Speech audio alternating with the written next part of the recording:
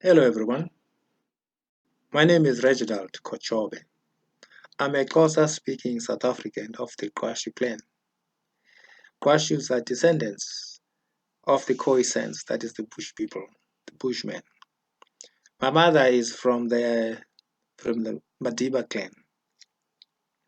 I was born a few decades back on a farm at Thomas River, a little settlement near Cathcart in the Eastern Cape province of South Africa. Now, well before my time in the early 1900s, period leading up to the mid 1900s. Passing next to my grandparents' place was a national road. This road was linking the coastal towns, like East London in particular, with the bigger towns and cities inland, such as Bloemfontein. I'm told that travelers, a cross section of them, would at times stop over for a rest, a drink, or a chat, or whatever. They were more than welcome, of course, to stay a little longer so they could be integrated with the family and the culture. This uh, was all done in the spirit of ubuntu, which at that time in particular was a very key thing in the philosophy of life of African people, where I am because you are a spirit of compassion, love, and all. Anyway, uh, I was roughly 4 years old when my father left his parents with us, his immediate family. He went further south and settled on a farm, a place called Amabele, where and my mother, both him and my mother, worked for the farm owner. Him as a laborer, and my mother as a domestic worker. Up to that point, I had only lived in communities that were very organic and where none had ever been to church or school. However, they kept on. They were very faithful to their indigenous spiritual practices, their rituals, their initiations, ceremonies, and all. They were very, you know, dedicated to those. Anyway, uh, I was on my 7th year when I first went to school, and that is also the time I first came into contact with the church. Long story short, after I matriculated, I found an office work with the government, and myself and two other blokes, we were sent to university to do information technology. After which we came back and worked for our sponsor in information technology.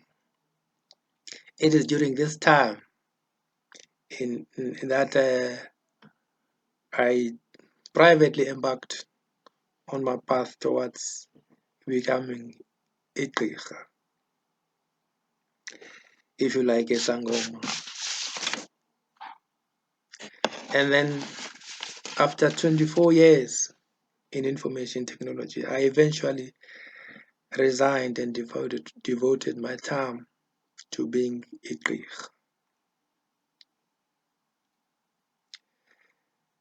I was very excited to have all that time at my disposal to play in that space, to explore even other ways of getting people well. At the back of my mind, all that time, I had this idea that there's got to be a way in which we can help people, a way that would be universal, a way that would be most effective.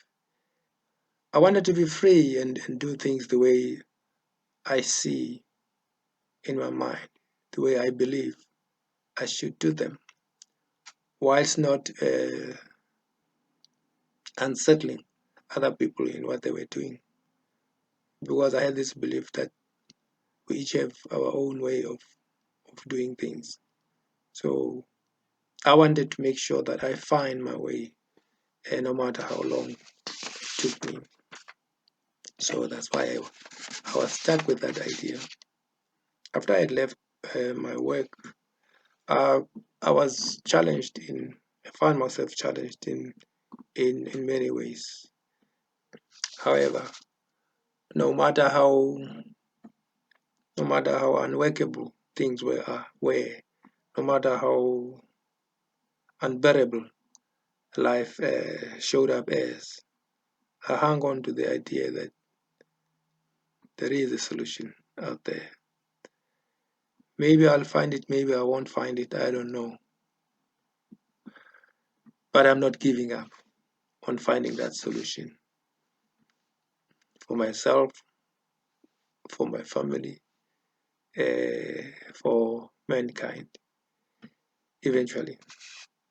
So, this simple, ordinary way of getting people to be well, something that we all can have a handle on, something that would not require senior degrees or degrees of any way, higher education qualifications. That would not require a lot of money. That would not require any physical dexterity, excessive, that is. Something that would be simple, easy to access, easy to get around and, use, employ in your in your in your life, no matter who you are, no matter your background. So, with that in mind, I came across Jeremy's book Freedom on Facebook. At first, I was a lot skeptical. I thought maybe this was fake news. Then I thought, oh, this will, if it's too good to be true. And then I thought, why don't I just download the book? It's free after all. Let me just download the book, read, and find out for myself.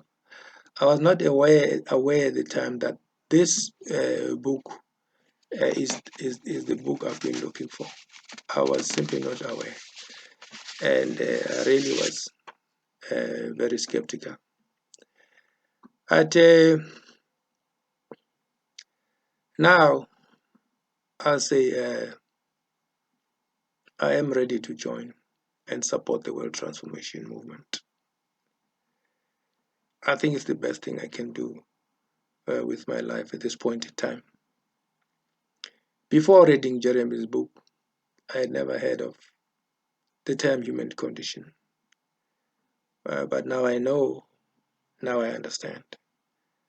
And because it is something that, it is a book that deals with the core of life.